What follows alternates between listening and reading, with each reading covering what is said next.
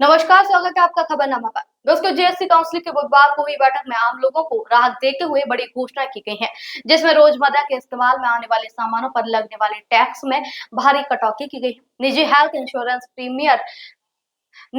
Insurance premium सहित कई सामानों को जीएसटी फ्री भी कर दिया गया है।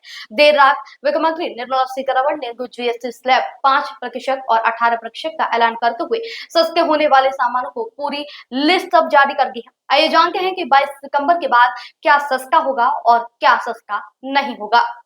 तो आपको बता दूं, सभी व्यक्तिगत जीवन बीमा पॉलिसीज पर जीएसटी की छूट, चाहे वो टर्म लाइफ, यूलिप या फिर एंडोमेंट पॉलिसियां हो, सभी भारतीय रोटियां यानी कि रोटी हो या पराठा या जो भी हो, उन सब पर जीएसटी शून्य हो जाएगा। तो वहीं 33 जीवन रक्षक दवाओं और औषधियों पर जीएसटी 12% से घटाकर शून्य कर दिया गया है। इसके अलावा namkeen, bhujia, sauce, pasta, instant noodles, chocolate, coffee, संरक्षित मांस, कॉर्नफ्लेक्स, मक्खन, घी, ये सभी 5% के दायरे में है। 350 सीसी या उससे कम क्षमता वाली छोटी कारों और मोटरसाइकिलों पर जीएसटी 28% से घटाकर 18% कर दिया गया है। साथ ही जूते और कपड़ों पर भी 12% जीएसटी को घटाकर अब सिर्फ 5% कर दिया गया है। इसके अलावा खेल के सामान, खिलौने, चमड़ा, लकड़ी और हस्तशिल्प पर 5% जीएसटी लागू की गई है।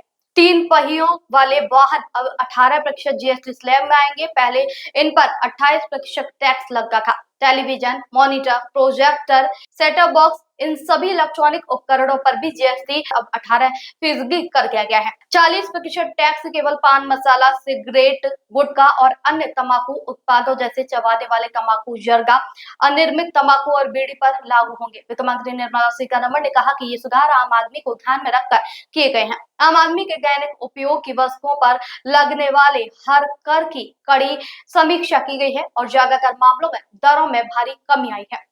केंद्रीय गृह मंत्री अमित शाह ने जीएसटी सुधारों के लिए प्रधानमंत्री नरेंद्र मोदी की सराहना की और इसे कर दरों में कटौती का एक ऐतिहासिक निर्णय बताया है। तो वहीं रक्षा मंत्री राजनाथ सिंह ने भी जीएसटी सुधारों पर साहसिक निर्णय के लिए प्रधानमंत्री और वित्त मंत्री निर्मला सीतारमण की सराहना की है। जीएसटी के इस नए स्लैब पर आपका क्या कहना है, कमेंट में जरूर लिखिएगा। साथ ही अगर आपको हमारी खबर अच्छी लगी हो तो हमारे चैनल खबरनामा को अभी सब्सक्राइब करें।